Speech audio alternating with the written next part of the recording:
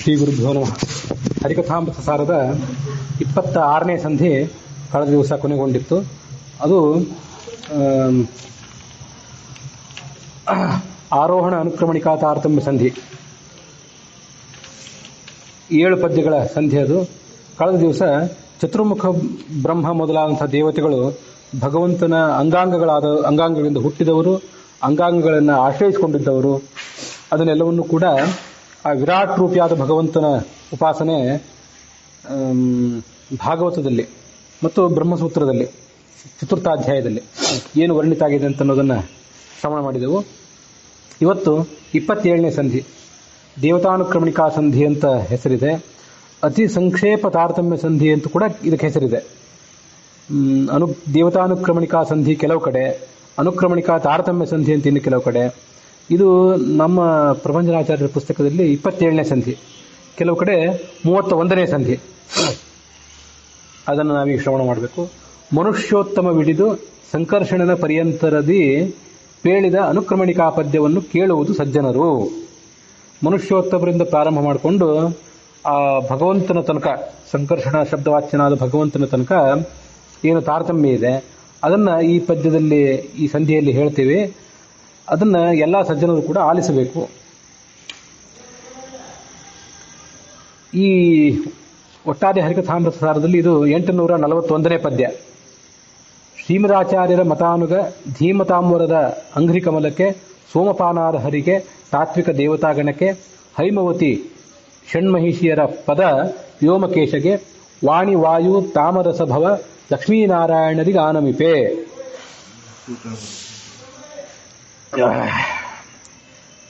ಮಧ್ವಾಚಾರ್ಯರ ಮತಾನುಯಾಯಿಗಳಾದಂಥ ಅನೇಕಾನೇಕ ಜ್ಞಾನಶ್ರೇಷ್ಠರೇನಿದ್ದಾರೆ, ಎಷ್ಟೋ ದಾಸರಿದ್ದಾರೆ, ಎಷ್ಟೋ ಜನ ಯಶಶ್ರೇಷ್ಠರಿದ್ದಾರೆ, ಟಿಪ್ಪಣಿಕಾರರಿದ್ದಾರೆ, ಗೃಹಸ್ಥರಿದ್ದಾರೆ.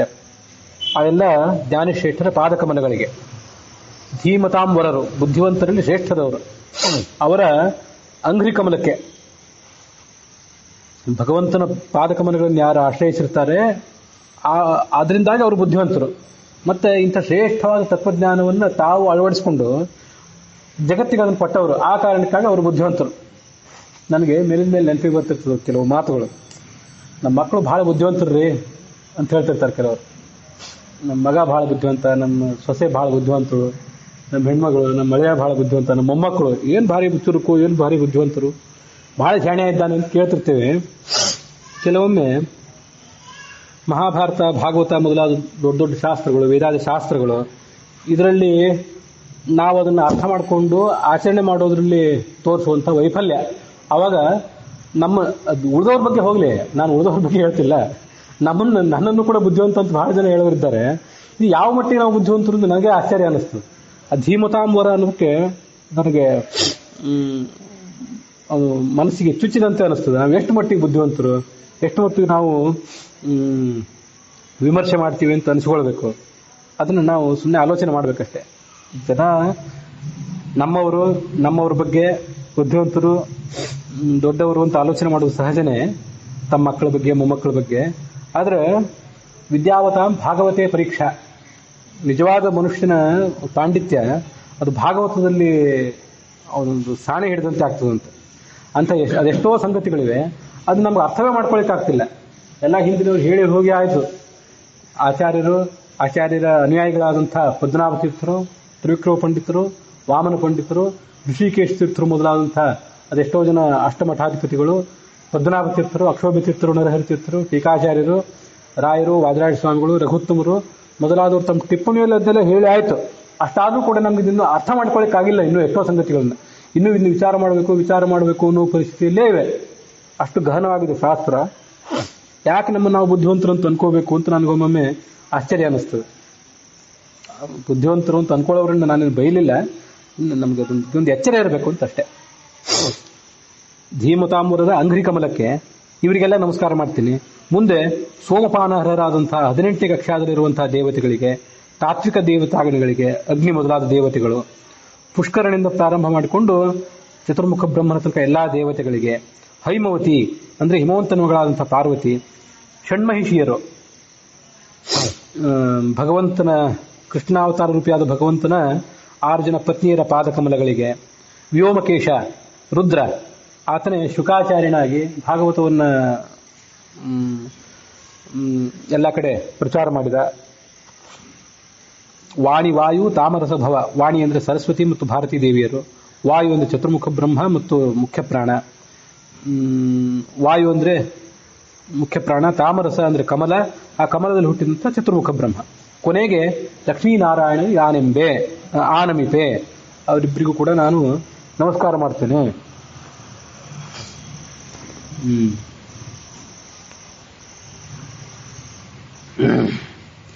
ಶ್ರೀಮತಾಂಬುರ ಶ್ರೀಪತೆ ಸತ್ಕಾಮಿತಪ್ರದ ಸೌಮ್ಯ ತಿಕಕುದ್ಧಾಮ ತ್ರಿಚತುಷ್ಪಾದ ಪಾವನಚರಿತ ಚಾರ್ವಂಗ ಗೋಮತಿ ಪ್ರಿಯ ಗೌಣ ಗುರುತಮ ಸಾಮಗಾಯನ ಲೋಲ ಸರ್ವಸ್ವಾಮಿ ಮಮ ಕುಲದೈವ ಸಂತೈಸುವುದು ಸಜ್ಜನರ. ಭಗವಂತನನ್ನು ಹೀಗೆ ಸ್ತೋತ್ರ ಮಾಡಬೇಕು. ಶ್ರೀಪತಿ ಶ್ರೀಮತಾಂಬುರ ಅಂತ ವಿಷ್ಣು ಸಹಸ್ರನಾಮ. ಆ ವಿಷ್ಣು ಸಹಸ್ರನಾಮದ ಶಬ್ದ ಅದು. ಶ್ರೀಮಂತರಲ್ಲೇ ಅತ್ಯಂತ ದೊಡ್ಡ ಶ್ರೀಮಂತ. ಅವನನ್ನ ಕಾಂಚನ ಬ್ರಹ್ಮ ಅಂತ ವರ್ಣನೆ ಮಾಡ್ತಾರೆ. ಈ ಪಂಡರಾಪುರದ ವಿಠೋಬ ಏನಿದ್ದಾನಲ್ಲ, ಆತ ನಾದ ಬ್ರಹ್ಮ. ಹಾಗಾಗಿ ಎಲ್ಲಾ ದಾಸರು ತಮ್ಮ ಕೀರ್ತನೆಗಳನ್ನು ಅವನಿಗೆ ಅರ್ಪಣೆ ಮಾಡಿರ್ತಾರೆ. ನಾದದ ಮೂಲಕ ಆತ ಉಪಾಸ್ಯ. ಉಡುಪಿಯ ಕೃಷ್ಣ ಏನಿದ್ದಾನಲ್ಲ, ಆತ ಅನ್ನಬ್ರಹ್ಮ, ಅನ್ನದಾನ ನಡೀತದೆ ಅಂತ ಅನ್ನೋ ಕಾರಣಕ್ಕಾಗಿ. ತಿರುಪತಿಯ ವೆಂಕಟರಮಣ ಏನಿದ್ದಾನಲ್ಲ, ಆತ ಕಾಂಚನ ಬ್ರಹ್ಮ, ಬಂಗಾರದ ಬ್ರಹ್ಮ ಅಂತ ಒಂದು ವರ್ಣನೆ ಮಾಡ್ತಾರೆ. ಸಂಪತ್ತಿನ ಅಧಿದೇವತೆ. ಹೀಗೆ ಶ್ರೀ ಅಂದ್ರೆ ಸಂಪತ್ತು. ಆ ಸಂಪತ್ತು ಉಳ್ಳವರಲ್ಲಿ ಈತ ಅತ್ಯಂತ ಶ್ರೇಷ್ಠ. ಅದಷ್ಟೇ ಅಲ್ಲ, ಶ್ರೀ ಅಂತಂದ್ರೆ ಜ್ಞಾನದ ಸಂಪತ್ತು. ಆ ಜ್ಞಾನದ ಸಂಪತ್ತಿಗೆ ಅಭಿಮಾನಿ ದೇವತೆಯಾದಂಥವಳು ಲಕ್ಷ್ಮೀದೇವಿ. ಆ ಲಕ್ಷ್ಮೀದೇವಿಯನ್ನು ಒಲಿಸ್ಕೊಂಡಂಥವ್ರು, ಲಕ್ಷ್ಮೀದೇವಿ ಅನುಗ್ರಹಕ್ಕೆ ಪಾತ್ರರಾದವರು. ಅವರೆಲ್ಲರಿಗೂ ಕೂಡ ಈತ ಗಮ್ಯ. ಲಕ್ಷ್ಮೀದೇವಿಯಲ್ಲೇ ನಿಲ್ಲಬಾರದು, ಮುಂದೆ ಹೋಗ್ಬೇಕು ಎಲ್ಲರೂ ಕೂಡ. ಎಲ್ಲದಕ್ಕಿಂತ ಹೆಚ್ಚಾಗಿ ಸುಮ್ಮನೆ ಒಂದು ಹಾಸ್ಯದ ಅರ್ಥನೂ, ಅದು ಹಾಸ್ಯ ಅಂದ್ರೆ ಪೂರ್ಣ ಹಾಸ್ಯನೂ ಅಲ್ಲ, ಶಾಸ್ತ್ರದ ಅರ್ಥವೂ ಹೌದು. ಯಾಕೆಂದ್ರೆ ಶ್ರೀಮಾನ್ ಅಂತಂದ್ರೆ ಮದುವೆ ಆದ್ಮೇಲೆ ಹೆಂಡತಿಗೆ ಶ್ರೀಮತಿ ಅಂತಾರೆ, ಹೆಂಗಸಿಗೆ. ಗಂಡಸರಿಗೆ ಶ್ರೀಮಾನ್ ಅಂತಿರ್ತಾರೆ. ಮದುವೆ ಆದವರಲ್ಲೆಲ್ಲ ಅತ್ಯಂತ ಶ್ರೇಷ್ಠ, ಅತ್ಯಂತ ಶ್ರೇಷ್ಠ ಗೃಹಸ್ಥ, ಜಗತ್ತಿನ ಅತ್ಯಂತ ಶ್ರೇಷ್ಠ ಗೃಹಸ್ಥ ಆತ.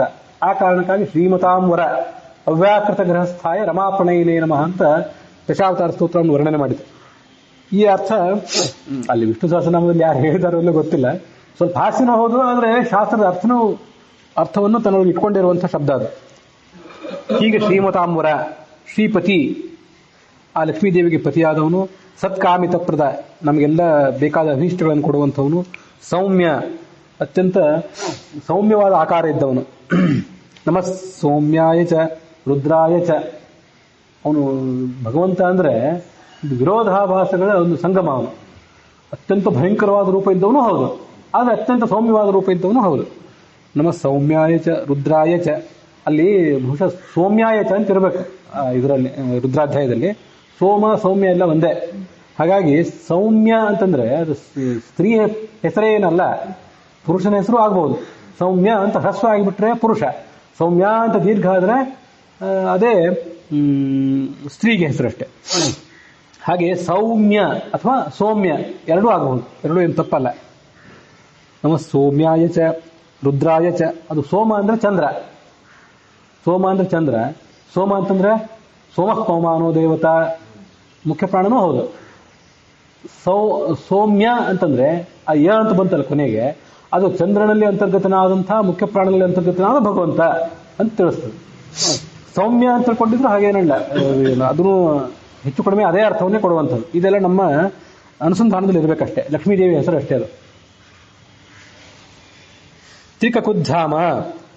ತ್ರಿಕಕುತ್ ಅಂದ್ರೆ ಶ್ವೇತದ್ವೀಪ, ಅನಂತಾಸನ, ವೈಕುಂಠ ಅನ್ನುವಂಥ 3 ಲೋಕಗಳಲ್ಲಿ ಆತ ಇರುವಂಥವನು. ಇದ್ದು ಅಲ್ಲಿ ಮುಕ್ತರನ್ನ ತನ್ನ ಬಳಿ ಇಟ್ಕೊಂಡಿರ್ತವನು.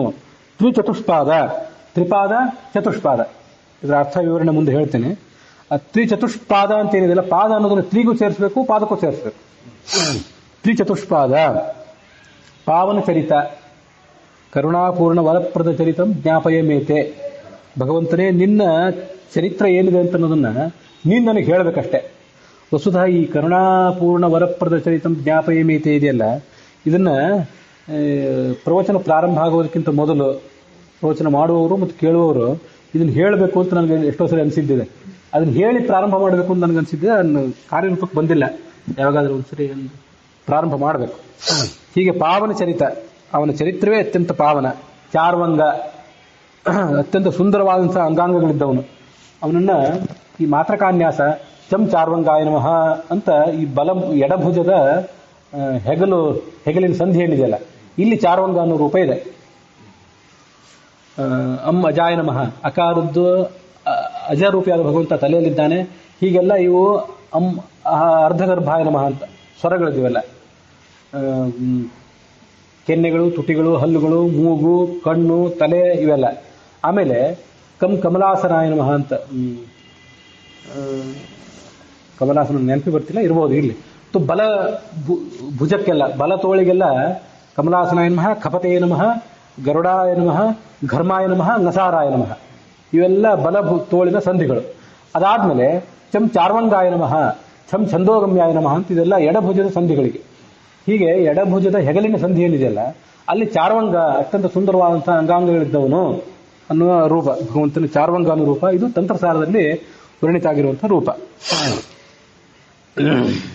ವಸ್ತುತಃ ಇಂಥ ಪದ್ಯಗಳೇನುವೆ, ಇಂಥ ಪದ್ಯಗಳೆಲ್ಲ ಸ್ತ್ರೀಯರು ತಾವು ಭಗವಂತನಿಗೆ ನಮಸ್ಕಾರ ಮಾಡುವಾಗ ಮತ್ತು ಭಗವಂತನಿಗೆ ಆರತಿ ಮಾಡುವಾಗ ಇಂಥವೆಲ್ಲ ಹೊಸ ಹೊಸ ಪದ್ಯಗಳನ್ನು, ದಿನನಿತ್ಯ ಬೇರೆ ಬೇರೆ ಪದ್ಯಗಳನ್ನು ಅಳವಡಿಸ್ಕೊಳ್ಬೇಕು.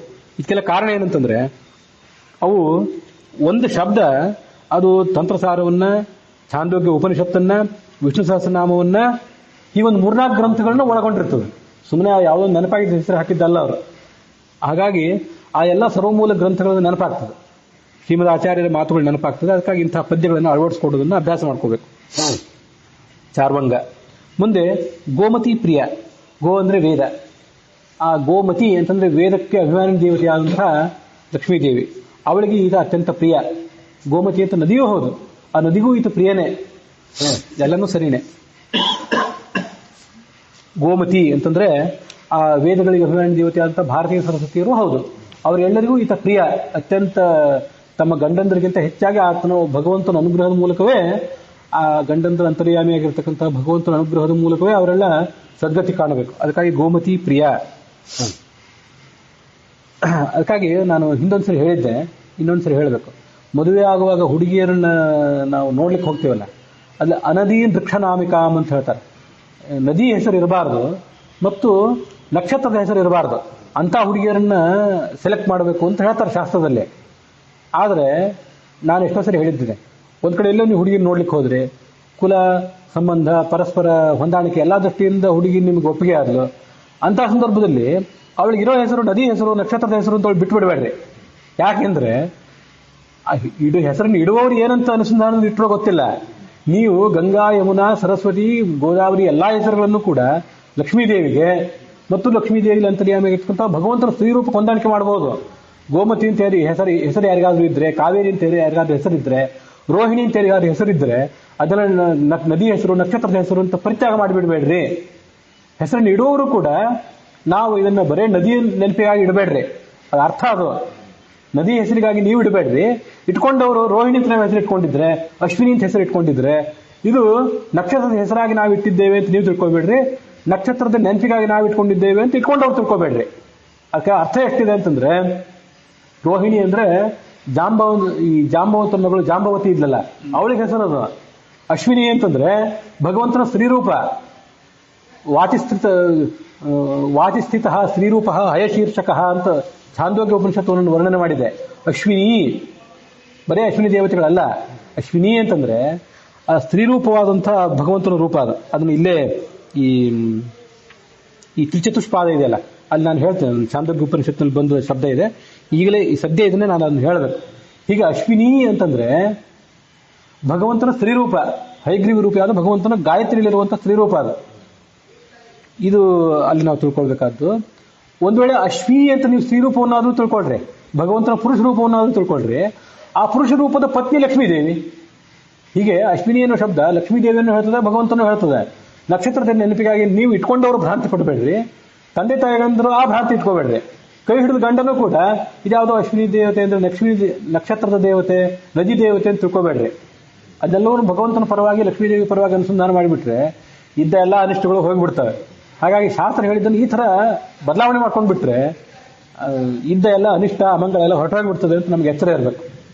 ಅಂಥದ್ದೇ ಒಂದು ಗೋಮತಿ ಅಂತ. ಗೋಮತಿ ಅಂತ ನದಿಯಲ್ಲಿ ಅನುಸಂಧಾನ, ಅದು ಪ್ರಾಥಮಿಕ ಅನುಸಂಧಾನ. ಅದು LKG ಅನುಸಂಧಾನ. ಪೋಸ್ಟ್ ಗ್ರಾಜುಯೇಷನ್ ಅನುಸಂಧಾನ ಅಂದ್ರೆ ಲಕ್ಷ್ಮೀದೇವಿ ಅಂದ್ರೆ ಗೋಮತಿ. ದೊಡ್ಡ ಮಟ್ಟದಲ್ಲಿ ಅನುಸಂಧಾನ ಮಾಡಬೇಕಾದ್ದು ಲಕ್ಷ್ಮೀದೇವಿ ಅಂದ್ರೆ ಗೋಮತಿ, ಭಾರತಿ, ಸರಸ್ವತಿ, ಸ್ವಯಂ ಲಕ್ಷ್ಮೀದೇವಿ, ಸ್ವಯಂ ಪರಮಾತ್ಮನೇ, ಆತನೇ ಸ್ತ್ರೀರೂಪ. ಸ್ತ್ರೀರೂಪ ಸೂರ್ಯ ಸನ್ನಿಭ. ಅದನ್ನ ಈ ಸದ್ಯ ಹೇಳ್ತೀನಿ ಆ ಶ್ಲೋಕ. ಗೋಮತಿ ಪ್ರಿಯ ಗೌಣ. ಈ ಭಗವಂತನ ಒಟ್ಟಾರೆ ಶರೀರ ಏನಿದು? ಗೌಣವೇ. ಗೌಣ ಅಂದ್ರೆ ಅಮುಖ್ಯ ಅಂತ ಅರ್ಥ ಅಲ್ಲ, ಗುಣವೇ ಗುಣ, ಗುಣದ ಗಣಿ ಅದು, ಅದಕ್ಕಾಗಿ ಗೌಣ.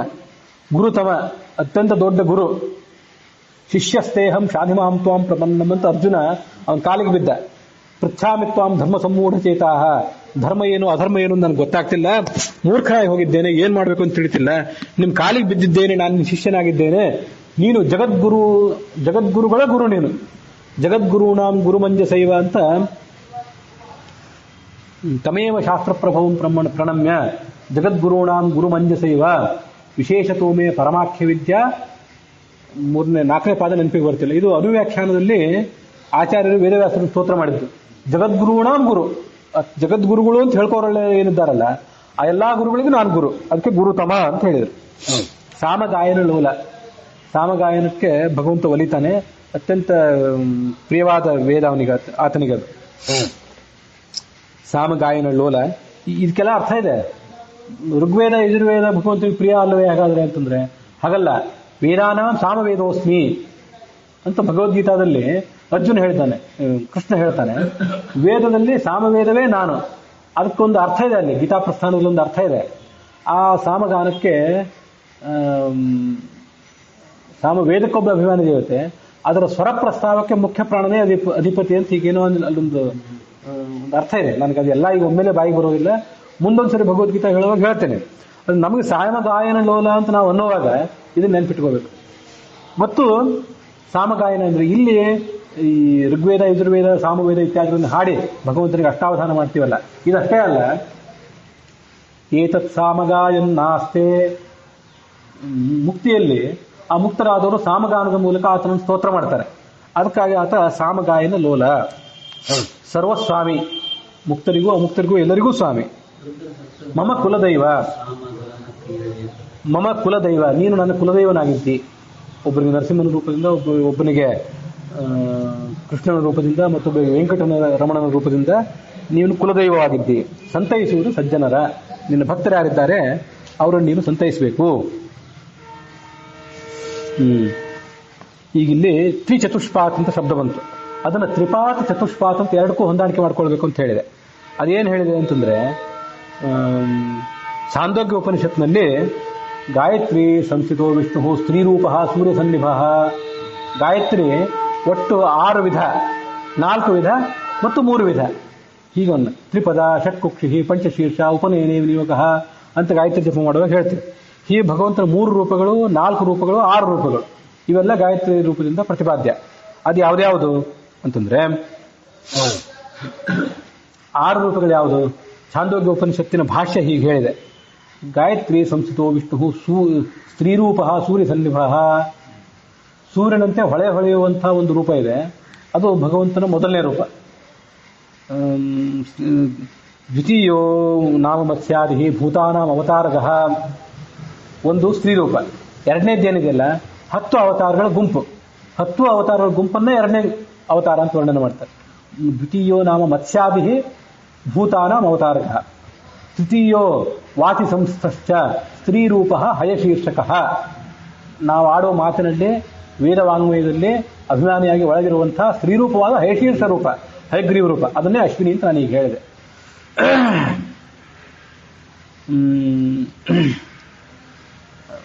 ಇದನ್ನೇ ಶ್ರೀಶ್ಚತೆ ಲಕ್ಷ್ಮೀಶ್ಚ ಪತ್ನ್ಯೌ ಅಹೋರಾತ್ರೇ ಪಾರ್ಶ್ವೇ ಅಶ್ವಿನೌ ವ್ಯಾಪ್ತಂ. ಅಶ್ವಿನವು ಒಂದು ಭಗವಂತನ 2 ಅಶ್ವಿನಿ ರೂಪಗಳಿವೆ. ಕುದುರೆಯ ಸವಾರರಾದ 2 ರೂಪಗಳು, ಒಂದು ಕೃಷ್ಣ ರೂಪ ಮತ್ತೊಂದು ರಾಮರೂಪ. ಆವಾಗ ಅವನು ಆ ಕುದುರೆಯ ಮೇಲೆ ಸವಾರಿ ಮಾಡಿ ಅದನ್ನೆಲ್ಲ ಯುದ್ಧ ಮಾಡಿದವನು ವಿಶೇಷವಾಗಿ. ಬೇರೆ ರೂಪದಲ್ಲಿ ಈ ಮತ್ಸ್ಯ, ಕೂರ್ಮ, ವರಾಹ ಇತ್ಯಾದಿ ರೂಪದಲ್ಲಿ ಕುದುರೆ ಏರಿದವನಲ್ಲ ಅವನು. ರಾಮಕೃಷ್ಣಾದಿ ರೂಪದಿಂದ ಮನುಷ್ಯನಾಗಿ ಹುಟ್ಟಿದಾಗ ಆ ಕುದುರೆಗಳನ್ನು ಏರಿ, ಕುದುರೆಗಳ ಸವಾರಿ ಮಾಡಿ, ಕುದುರೆಗಳಿಗೆ ಸೇವೆ ಮಾಡಿದ, ಕುದುರೆಗಳಿಗೆಲ್ಲ ಹುಲ್ಲು ತಿನ್ಸೋಕೆ ನೀರು ಕುಡಿಸಿದ ಅಂತೆಲ್ಲ ಮಹಾಭಾರತದಲ್ಲಿ ವರ್ಣನೆ ಇದೆ. ಇದಕ್ಕೆ ಅದೆಲ್ಲ ಅಶ್ವಿನವು ಅಂದರೆ 2 ಪುರುಷ ರೂಪಗಳು. ಒಂದು ಕುದುರೆಯಲ್ಲಿ ಏರಿದ 2 ಪುರುಷ ರೂಪಗಳು, ಒಂದು ಕೃಷ್ಣ ರೂಪ, ಮತ್ತೊಂದು ರಾಮರೂಪ. ಅದಲ್ಲದೆ ಸ್ತ್ರೀರೂಪವಾದಂತಹ ಹಯಗ್ರೀವ ರೂಪ. ಸ್ತ್ರೀರೂಪೋ ಹಯಶೀರ್ಷಕ. ಚತುರ್ಥ ಪೃಥ್ವೀ ಸಂಸ್ಥಃ ಸ್ತ್ರೀರೂಪ ಪೀತವರ್ಣಕ. ನಾಲ್ಕನೇ ರೂಪ ಏನಿದೆ ಅದು ಹಳದಿ ಬಣ್ಣದ ಸ್ತ್ರೀರೂಪ. ಅದೆಲ್ಲಿದೆ ಅಂದ್ರೆ ಪೃಥ್ವಿಯಲ್ಲಿದೆ. ಸಮುದ್ರ ವಸನೆ ದೇವಿ ಪರ್ವತಸ್ಥನ ಮಂಡಿದೆ ಅಂತ ಪೃಥ್ವಿಗೆ ನಾವು ನಿತ್ಯ ಉಪಾಸನೆ ಮಾಡ್ತೀವಲ್ಲ, ಆ ಪೃಥ್ವಿಯಲ್ಲಿ ಭಗವಂತನ ಹಳದಿ ಬಣ್ಣದ ಸ್ತ್ರೀರೂಪವನ್ನು ಅನುಸಂಧಾನ ಮಾಡಬೇಕು. ಇದು ಅಲ್ಲಿರೋದು. ಸ್ತ್ರೀರೂಪ ಪೀತವರ್ಣಕ.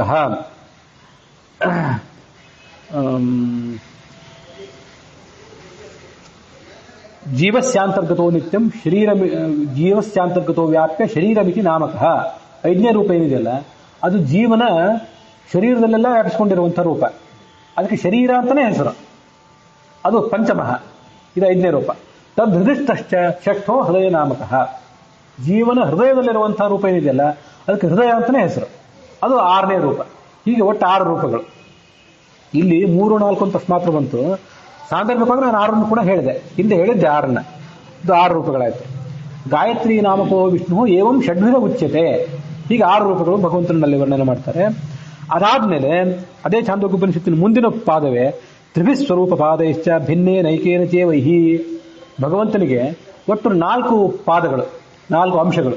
ಆ 4 ಅಂಶಗಳ ಪೈಕಿ 3 ಅಂಶಗಳೇನಿವೆಯಲ್ಲ ಅದು ಅವಂದೇ, ಭಗವಂತನೇ.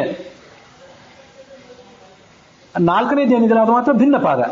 ತ್ರಿಭಿ ಸ್ವರೂಪ ಪಾದೈಶ್ಚ ಭಿನ್ನೇ ನೈಕೇನ ಚೈವಹಿ. 3 ಸ್ವರೂಪ ಪಾದಗಳು, ಶ್ವೇತದ್ವೀಪ, ಅನಂತಾಸನ, ವೈಕುಂಠ, ಆ 3 ಲೋಕಗಳಲ್ಲಿರುವಂತಹ 3 ಭಗವಂತನ ಅಭಿನ್ನವಾದ ಪಾದಗಳು. ಮತ್ತೆ 4ನೇದು ಏನಿದೆಯಲ್ಲ ಅದು ಭಿನ್ನವಾದ ಪಾದ. ತ್ರಿಭಿ ಸ್ವರೂಪ ಪಾದೈಶ್ಚ ಭಿನ್ನೇ ನೈಕೇನ ಚೈವಹಿ. ಒಂದು ಭಿನ್ನವಾದ ಪಾದ. ಅದ್ಯಾರು? ಪಾದೋಹಸ್ಯ ವಿಶ್ವಭೂತಾನಿ. ನಾವೆಲ್ಲ ಒಂದು 4ನೇ ಪಾದ. ಪಾದ ಅಂದ್ರೆ ಒಂದು 4ನೇ ಭಾಗ, 4ನೇ ಒಂದು ಭಾಗ ಅಂತ ಅರ್ಥ ಅಲ್ಲ. ಪಾದ ಅನ್ನೋ ಶಬ್ದಕ್ಕೆ ಅಲ್ಲಿ ಅರ್ಥ ಒಂದು ಅಂಶ, ಯಾವುದೋ ಒಂದು ಅಂಶ.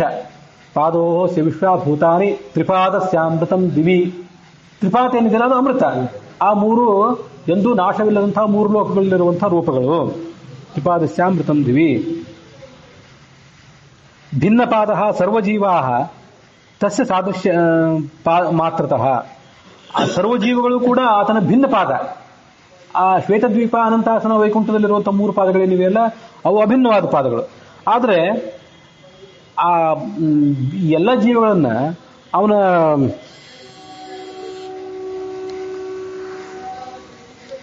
ನಾಲ್ಕನೇ ಪಾದ ಅಂತ ಯಾಕೆ ವರ್ಣನೆ ಮಾಡ್ತಾರಂದ್ರೆ ಸಾದೃಶ್ಯ ಮಾತ್ರತಃ. ಒಂದು ಸಾದೃಶ್ಯ ಅವನಿಗಿದೆ. ಆ ಭಗವಂತನ ಒಂದು ಎಕ್ಕಿಂತ ಸಾದೃಶ್ಯ ಈ ಜೀವರಲ್ಲಿದೆ. ಅದಕ್ಕಾಗಿ ಆತನನ್ನು ಹಾಗೆ ಭಿನ್ನ ಪಾದ ಅಂತ ವರ್ಣನೆ ಮಾಡ್ತಾರೆ. ಸ್ವರೂಪ ಪಾದ ವಿಷ್ಣುವಸ್ತು ತ್ರಯೋಹಿ ದಿವಿ ಸಂಸ್ಥಿತ. ಭಗವಂತನ 3 ಅಭಿನ್ನವಾದ ಪಾದಗಳು 3 ಲೋಕಗಳಲ್ಲಿವೆ. ಭಿನ್ನವಾದ ಪಾದ ಈ ಜಗತ್ತಿನಲ್ಲಿ ಎಲ್ಲ ಕಡೆಯಲ್ಲೂ ಕೂಡ ಇದೆ. ನಾವೆಲ್ಲರೂ ಹೀಗೆ ನಮ್ಮ ನೆಲವನ್ನು ಕೂಡ ಸಾಮೂಹಿಕವಾಗಿ ತಗೊಂಡು ಶ್ರುತಿ ಆತನನ್ನು ಚತುಷ್ಪಾತ್ ಅಂತ ಹೇಳಿದೆ. ಸೋಯಮಾತ್ಮ ಚತುಷ್ಪಾತ್ ಅಂತ ಛಾಂದೋಗ್ಯೋಪನಿಷತ್ತು. ತ್ರಿಪಾದಸ್ಯಾಮೃತಂ ದಿವಿ ಅದು ತೈತ್ರಿಯೋಪನಿಷತ್ತು. ಅಲ್ಲ, ಪುರುಷ ಸೂಕ್ತ. ಹೀಗೆ ತ್ರಿಚತುಷ್ಪಾದ ಅಂದ್ರೆ ತ್ರಿಪಾತ್ ಚತುಷ್ಪಾತ್. ಹಾಗಾಗಿ ಗಾಯತ್ರಿಯಲ್ಲಿ ತ್ರಿಪದ, ಷಟ್ಕುಕ್ಷಿ, ಪಂಚಶೀರ್ಷ, ಉಪನಯನೇ ವಿನಿಯೋಗ. ಭಗವಂತನಿಗೆ 6 ಹೊಟ್ಟೆ. 6 ಹೊಟ್ಟೆ ಅಂದ್ರೆ ನಾವು ಇವೇ 6 ಹೊಟ್ಟೆ. ನಾನು ಈಗ ಹೇಳಿದ್ನಲ್ಲ, ಒಂದು ಸೂರ್ಯನಂತೆ ಹೊಳೆಯುವ ಸ್ತ್ರೀರೂಪ, ಮತ್ಸ್ಯಾದಿ 10 ಅವತಾರಗಳು 2ನೇದ್ದು, 3ನೇದ್ದು ಸ್ತ್ರೀರೂಪವಾದ ಹಯಗ್ರೀವ ರೂಪ, 4ನೇದ್ದು ಪೃಥ್ವಿಯಲ್ಲಿರುವಂತಹ ಹಳದಿ ರೂಪ, 5ನೇದ್ದು ಶರೀರ ಅನ್ಸ್ಕೊಂಡಿರುವಂತಹ ಎಲ್ಲಾ ಜೀವಿಗಳಲ್ಲಿರುವಂತಹ 5ನೇ ರೂಪ, 6ನೇದ್ದು ಹೃದಯ ಕನ್ಸ್ಕೊಂಡಿರುವಂತಹ ರೂಪ. ಹೀಗೆ ಇವು 6 ಹೊಟ್ಟೆ ಭಗವಂತನಿಗೆ. ಅವನಿಗೆ ಹೊಟ್ಟೆ ಏನು, ತಲೆ ಏನು, ಕಾಲೇನು, ಕೈ ಏನು ಎಲ್ಲ ಒಂದೇ. ಅದಕ್ಕಾಗಿ ಅಭೇದ ಅಂತ ತೋರ್ಸಕ್ಕಾಗಿ ಹೊಟ್ಟೆ ಅಂತ ಹೇಳ್ತಾರೆ. ಹೀಗೆ 6 ರೂಪ, 4 ರೂಪ, 3 ರೂಪ, 6 ಪಾದ, 5 ಪಾದ, 6 ಪಾದ, 4 ಪಾದ ಅಥವಾ 3 ಪಾದ, ಹೀಗಂದ್ರೂ ಆತಂದೇನು ತಪ್ಪಿಲ್ಲ.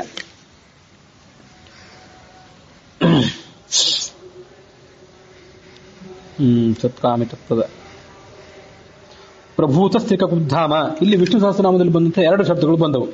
ಶ್ರೀಮತಾಂಬರ, ತ್ರಿಕುದ್ಧಾಮ ಅಂತ 2 ವಿಷ್ಣು ಸಹಸ್ರನಾಮದ ನಾಮಗಳು. ಶ್ರೀಪತಿ, ಶ್ರೀಮತಾಂಬುರ, ಶ್ರೀಪತಿ ಅಂತನೂ ಅದು ವಿಷ್ಣು ಸಹಸ್ರನಾಮದ ನಾಮವೇ.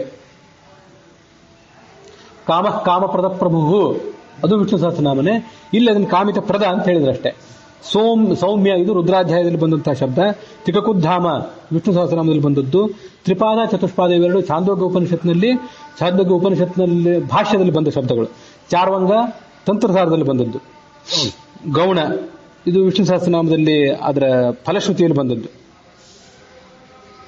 ಸರ್ವಸ್ವಾಮಿ ಮಮ ಕುಲದೈವ ಸಂತೈಸುವುದು ಸಜ್ಜನರ. ರಾಮ ರಾಕ್ಷಸ ಕುಲ ಭಯಂಕರ, ಸಾಮಜೇಂದ್ರ ಪ್ರಿಯ, ಮನೋವಾಚ ಮಗೋಚರ, ಚಿತ್ಸುಖಪ್ರದ, ಚಾರುತರ ಚರಿತ.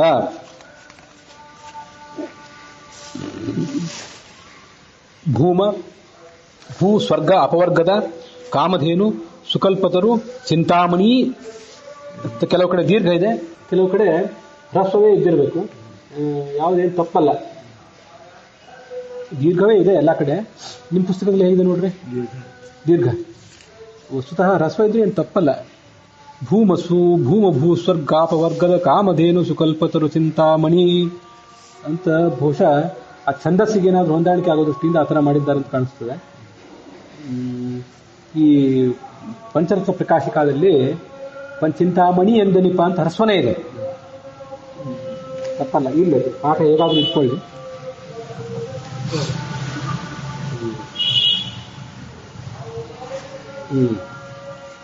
ಎಂದನಿಪ ನಿಜ ಭಕ್ತರಿಗೆ ಸರ್ವತ್ರ. ರಾಮನು ಶಬ್ದನು ರಾಮು ವಿಷ್ಣು ಸಹಸ್ರನಾಮದೇ ಶಬ್ದ ಅಲ್ಲ ಇದನ್ನು, ಹಿಂದೂ ಮುಂದೆ ನೆನಪಿಗೆ ಬರ್ತಿಲ್ಲ.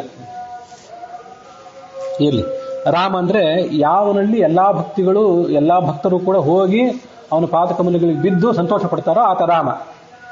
ಯಾವನು ಎಲ್ಲರನ್ನು ಕೂಡ ರಮಿಸ್ತಾನೋ, ತಾನು ರಾಜನಾಗಿ ಅವರ ಅಂತರ್ಯಾಮಿಯಾಗಿ ಎಲ್ಲರನ್ನು ಕೂಡ ಸಂತೋಷವಾಗಿಡ್ತಾನೋ ಆತ ರಾಮ. ಈಗ ರಾಮ ಶಬ್ದಕ್ಕೆ ನೂರಾರು ಅರ್ಥ ಹೇಳ್ಬೋದು, ಅದರಲ್ಲಿ ಒಂದೆರಡು ಅರ್ಥ ಅಷ್ಟೇ. ರಾಮ ರಾಕ್ಷಸ ಕುಲ ಭಯಂಕರ. ರಾಮ ಅಂದ್ರೆ ಕೇವಲ ದಶರಥನ ಮಗ ಅಲ್ಲ, ಪರಶುರಾಮನ ಅವತಾರರು ಕೂಡ. ಹಾಗಾಗಿ ಇಬ್ರು ಕೂಡ ರಾಕ್ಷಸ ಕುಲಕ್ಕೆ ಭಯಂಕರರು. ಅನೇಕ ಬಾರಿ ರಾಕ್ಷಸರನ್ನ ಸಂಹಾರ ಮಾಡಿದವರು. ಸಾಮಜೇಂದ್ರ ಪ್ರಿಯ.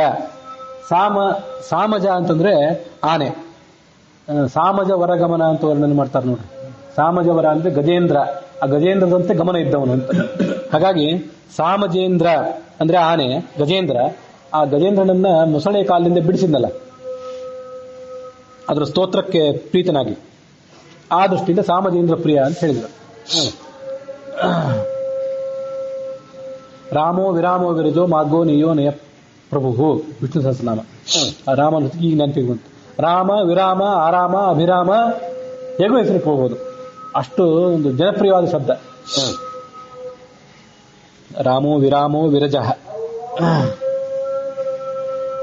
ಸಾಮಜೇಂದ್ರ ಪ್ರಿಯ, ಮನೋವಾಚ ಮಗೋಚರ. ಮನಸ್ಸಿಗೂ ತಿಳಿಯೋದಿಲ್ಲ, ಹಾಗೆ ವಾಕಿಗೂ ಅದು ತಿಳಿಯೋದಿಲ್ಲ.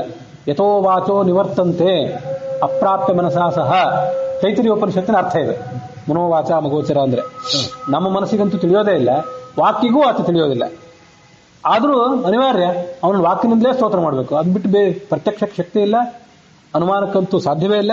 ಹಾಗಾಗಿ ಯಥೋ ವಾಚೋ ನಿವರ್ತಂತೆ ಅಪ್ರಾಪ್ಯ ಮನಸಾ ಸಹ ಅನ್ನೋದ್ರ ವಿವರಣೆ ಮನೋ ಅಗೋಚರ, ವಾಚಾಮಗೋಚರ ಅಂತ. ಚಿತ್ ಸುಖಪ್ರದ, ಒಳಗೆ ಸುಖ ಇದೆ ಜೀವನಿಗೆ, ಆ ಸುಖವನ್ನು ಕೊಡ್ತಾನೆ. ಚಾರುತರ ಚರಿತ, ಅತ್ಯಂತ ಸುಂದರವಾದಂತಹ ಚರಿತ್ರೆ ಉಳ್ಳವನು ಈ ಭಗವಂತ. ಚಾರುತರ ಚರಿತ. ಭೂಮ ಅಂದ್ರೆ ಪೂರ್ಣ ಅಂತ ಅರ್ಥ. ಅದರ ಮಹತ್ವ ಬ್ರಹ್ಮಸೂತ್ರದಲ್ಲಿ ಅದನ್ನು ಮುಂದೆ ಹೇಳ್ತೇನೆ. ಭೂ ಸ್ವರ್ಗ ಅಪವರ್ಗ ದ. ಭೂದ ಸ್ವರ್ಗದ ಅಪವರ್ಗದ. ಆ ದ ಅನ್ನೋದನ್ನು ಮೂರಕ್ಕೂ ಹೊಂದಿಸ್ಕೋಬೇಕು. ಭೂಮಿಯನ್ನು ನಮಗೆ ಕೊಡ್ತಾನೆ. ನಮಗೆ ಕೊಡೋದು ಅಂದ್ರೆ ನಮ್ಮ ಎಲ್ಲೋ ಇದ್ದವ್ರು ತಂದು ಇಲ್ಲಿ ಹುಟ್ಟಿಸ್ತಾನಲ್ಲ, ಅದೇ ಭೂದ. ಮುಂದೆ ಏನಾದ್ರು ಪುಣ್ಯ ಮಾಡಿದಾಗ ಸ್ವರ್ಗಕ್ಕೆ ಕರ್ಕೊಂಡು ಹೋಗ್ತಾನೆ, ಹಾಗಾಗಿ ಸ್ವರ್ಗದ. ಏನು ತಪ್ಪು ಮಾಡಿದಾಗ ನರಕಕ್ಕೆ ಕರ್ಕೊಂಡು ಹೋಗ್ತಾನೆ, ಅದನ್ನು ಇಟ್ಕೊಳ್ಬೇಕು. ಅವನಿಗೆ ಅಪವರ್ಗ ಅಂತಂದ್ರೆ ಮೋಕ್ಷ. ಎಲ್ಲ ನಮ್ಮ ಪ್ರಾಕೃತಿಕ ಬಂಧನದಿಂದ ನಮ್ಮನ್ನು ಬಿಡಿಸಿ ನಮಗೆ ಚಿತ್ಸುಖವನ್ನು ಕೊಡುವಂಥವನು, ಅದಕ್ಕಾಗಿ ಅಪವರ್ಗದ. ಸ್ವರ್ಗಾಪವರ್ಗದ. ಕಾಮಧೇನು, ಈತನೇ ಕಾಮಧೇನು. ಕಾಮಧೇನು ಅಂತ ಸ್ವರ್ಗದ ಲೋಕದಲ್ಲಿ ಒಂದು ಆಕಳೇನಿದೆ, ಅದರಲ್ಲಿ ಅಂತರ್ಯಾಮಿಯಾಗಿದ್ದಾನೆ. ಇವನು ಕೂಡ ಕಾಮಧೇನು. ಧೇನು ಶಬ್ದಕ್ಕೆ ಹೀಗರ್ಥ. ಕಾಮ ಅನ್ನೋದಕ್ಕೆ ಏನಂತ ಅರ್ಥ ಎಲ್ಲರಿಗೂ ಗೊತ್ತು. ಕಾಮ ಅಂದ್ರೆ ನಮಗೆ ಬೇಕಾದಂಥ ವಸ್ತು. ಧೇನು ಅಂತಂದ್ರೆ ಧೇಟ್ ಪಾನೆ ಅಂತ, ಹಾಲು ಹಿಂಡುವಂಥ ದನಕ್ಕೆ ಧೇನು ಅಂತ ಕರೀತಾರೆ. ಯಾವುದು ಹಾಲನ್ನು ಕುಡಿಸ್ತದಲ್ಲ ತನ್ನ ಕರುವಿಗೆ ಮತ್ತು ಉಳಿದೆಲ್ಲ ಬೇಕಾದವರಿಗೆ ಹಾಲು ಯಾರಿಗೆ ಹಿಂಡ್ತದಲ್ಲ ಅದಕ್ಕೆ ಧೇನು ಅಂತ ಕರೀತಾರೆ. ಹಾಗಾಗಿ ಕಾಮಧೇನು.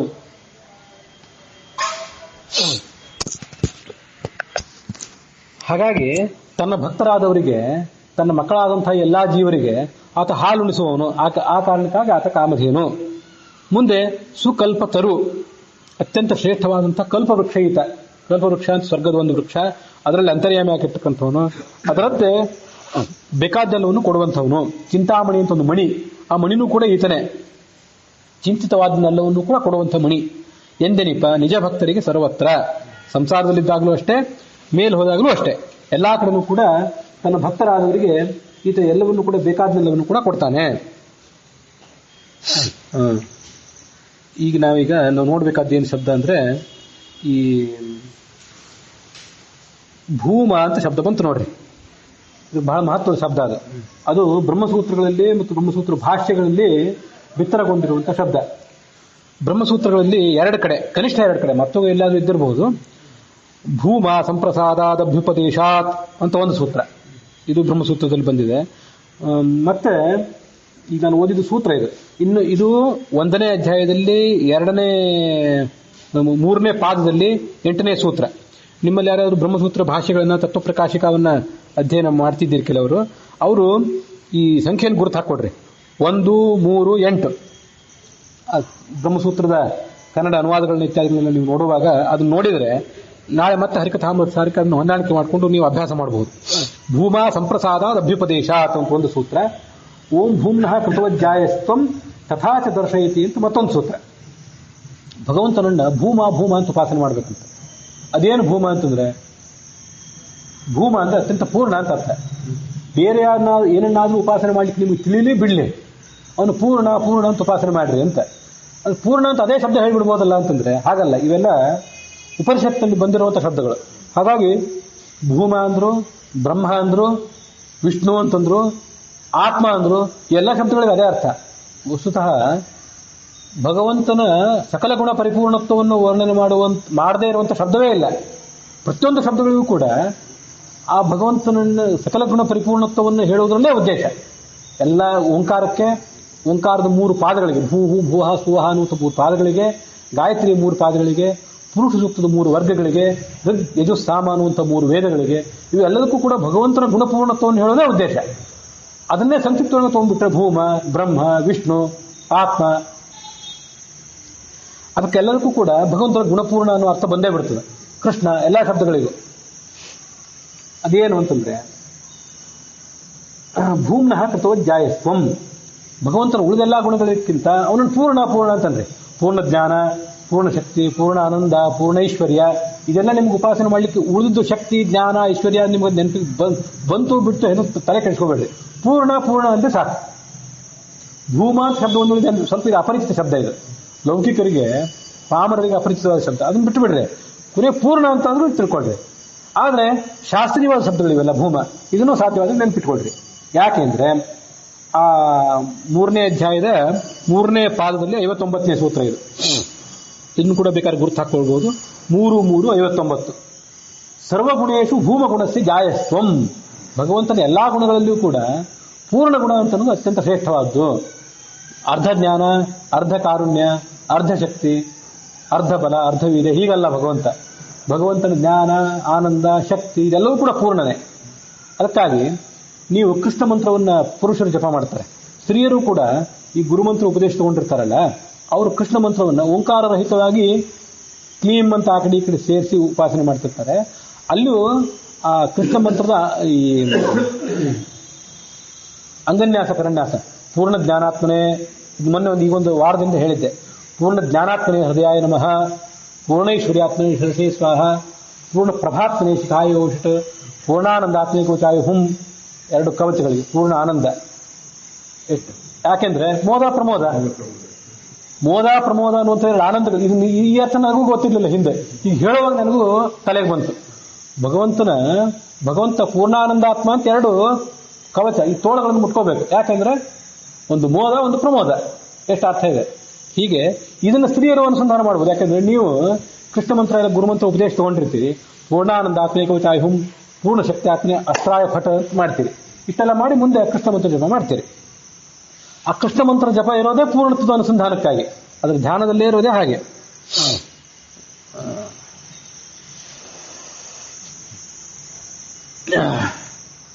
ಸರ್ವಗುಣೇಶು ಭೂಮಗುಣಸ್ಯ ಜಾಯಸ್ತ್ವಂ, ಎಲ್ಲಾ ಗುಣಗಳಲ್ಲೂ ಕೂಡ ಭೂಮಗುಣ ಅಂತನ್ನೋದು ಬಹಳ ಶ್ರೇಷ್ಠ.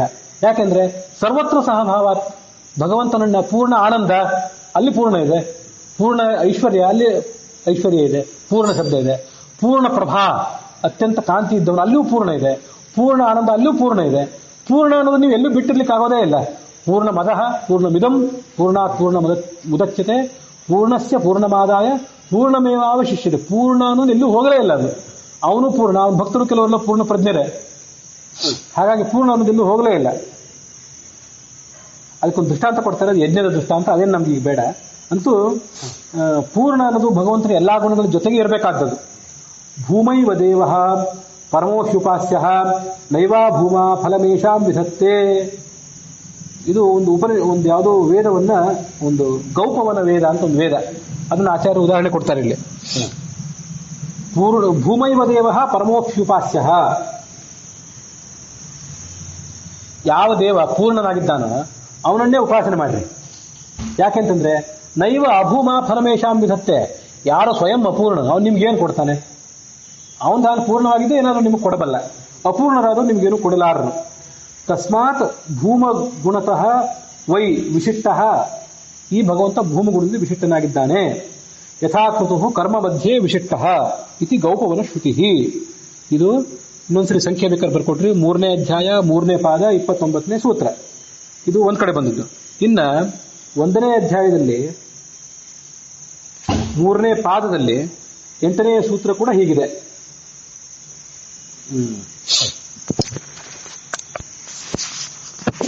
ಓಂ ಭೂಮಾ ಸಂಪ್ರಸಾದ ಅಭ್ಯುಪದೇಶಾತ್. ಭಗವಂತರನ್ನು ಭೂಮಾ ಭೂಮಾ ಅಂತ ಅನ್ಬೇಕು. ಯಾಕೆ ಅನ್ಬೇಕಂತಂದ್ರೆ ಸಂಪ್ರಸಾದಾತ್ ಪೂರ್ಣ ಸುಖ ರೂಪತ್ವ.